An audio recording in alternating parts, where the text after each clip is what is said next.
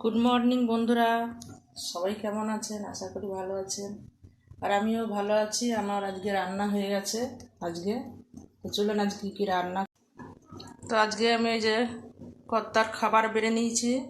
এখানে ছেলের খাবার, কাঁচকলা তরকারি, ডিম। এই যে এখানে আমার খাবার। আজকে করেছি ভাত, নিম বেগুন, কাঁচকলার তরকারি, আর এখানে ডিমটা দুবেলার করেছি।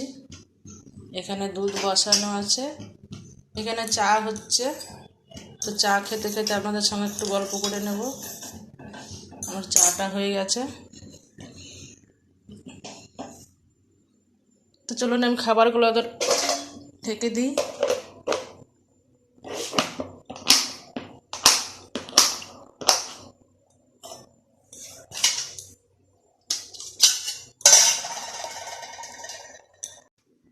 তো ওই খাবার আমি ওদের সব ঢেকে দিয়েছি।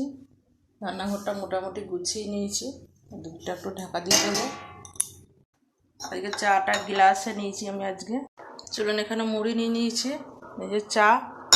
এটা এখন বসে বসে খাবো একটু। বন্ধুরা এই যে চা নিয়ে চলে এসেছি, এখন চা খাবো। খুব ঘেমে গেছি, কি গরম কালকে থেকে পড়েছে একদম। বন্ধুরা প্রচণ্ড গরম লেগে গেছে। সেই 5:30টায় উঠেছি, 5:30 থেকে রান্না করে। আর এত গরম পড়েছে কালকে থেকে, মানে কি বলবো। তো যাই হোক, ঘেমে গেছি আমি, বুঝতেই পারছেন। তো এখন একটু চা খেয়ে নেবো, পাখার হাওয়া খেয়ে নিই। আর আপনাদের সঙ্গে একটুখানি ফেসবুকে কাজ করে নেব, তারপরে আমি আবার আমার কাজে ফিরে যাব।